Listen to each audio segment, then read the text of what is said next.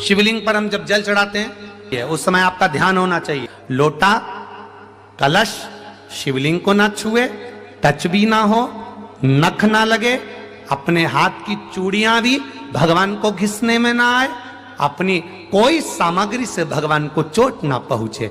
धीरे धीरे जल चढ़ाकर जब वो जल घूमता है, हम मंत्र बोलें ना बोलें, हम कुछ कहें ना कहें, अपनी जल की धार अपने आप मंत्र बोलती है और महादेव को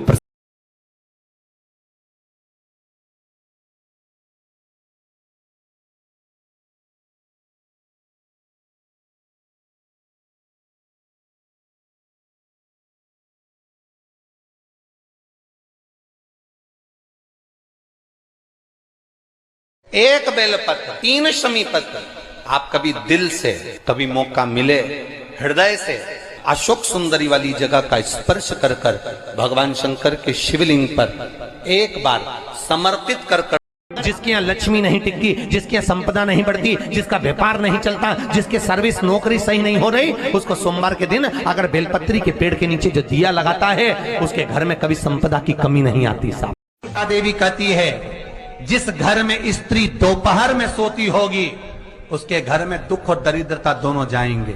जिनके घर में कांटेदार पेड़े लगे होंगे, पौधे लगे होंगे, उनके घर में दुख और दरिद्रता। शिव जी की पूजन वही स्वीकार है जिस पूजन में थोड़ी सी कमी रह जाए। कि थाली में सारा सामान जमा लिया तो भी मंदिर में जाकर कोई सामान याद आए तो समझ लेना कि तुम्हारी पूजन भगवान शंकर ने स्वीकार कर ली।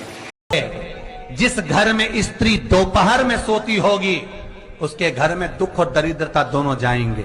जिनके घर में कांटेदार पेड़े लगे होंगे, पौधे लगे होंगे, उनके घर में दुख और दरिद्रता।